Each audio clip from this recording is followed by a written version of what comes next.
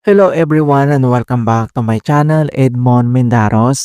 And for today's quick tutorial guys, that I'm going to show you if that you're coming across an issue on your Windows 10 or Windows 11 computer and it reads Windows does not have enough informations to verify this certificate.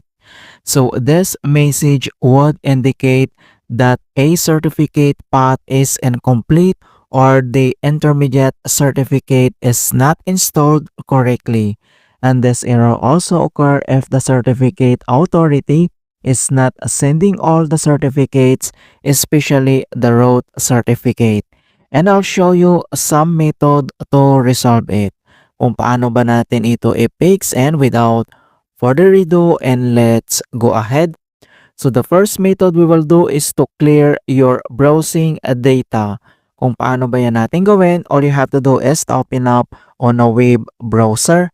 And dito lang sa top right corner, and then kailangan mo lang itap dito or i-click yung tatlong dot. And then next step ay kailangan mo lang mag-scroll down and select mo lang dito yung settings. At dito lang sa left side menu, and then kailangan mo lang i-select dito yung privacy and security. So click mo lang yan. And then dito sa privacy and security, and kailangan mo lang i-click tong delete browsing data. So click mo lang yan. And then dito sa delete browsing data, so may dalawang option dito, basic and then yung advanced. So kailangan mo lang i-select dito yung basic. And then dito naman sa kanyang time range ay select mo lang dito yung all the time. And then kailangan mo lang i-check dito yung browsing history, yung cookies and other site data. And then yung cache images and files, so dapat naka-check tong tatlo.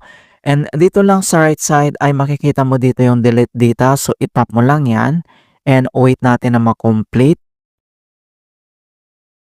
Okay, so after ma-complete yung processing ng delete browsing, so another solution na pwede natin gawin is to perform the flash DNS cache.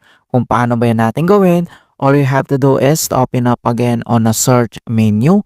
And dito sa search for apps, so type mo lang dito yung CMD or ito yung tinatawag na command prompt, and then kailangan mo lang mag-right click and select mo lang dito yung run as administrator. If you receive user account control, and itap mo lang dito yung yes. And once na-open mo na tong administrator command prompt, and then next step ay kailangan lang natin i-enter yung command keyword na ipconfig /flash DNS. So just type this command keyword ipconfig /flash DNS, that is one word, and then press mo lang yung enter. And then successfully flash the DNS resolver cache. And next step, so close lang natin tong CMD at dito lang sa start menu, and kailangan mo lang mag-restart. Okay, so after ka makapag-restart, and the other solution na pwede natin gawin if the error still persists is to reset the web browser. Kung paano ba natin gawin, all you have to do is to open up again on a web browser. So kahit anong web browser naman ang pwede mong gamitin pang reset ay pwede po siya. So open natin itong ating Google Chrome, at dito lang sa top right corner, i-click mo lang yung tatlong dot, and then next step ay scroll down and select mo lang dito yung settings.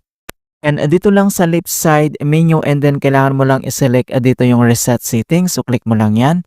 And then dito sa right side ay makikita mo dito yung reset settings.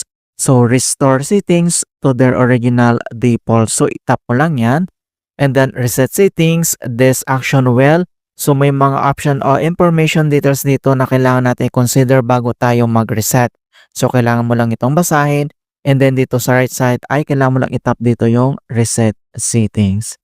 Alright, so after dito, and then dito lang sa start menu, and kailangan ulit natin mag-restart. Click mo lang yan.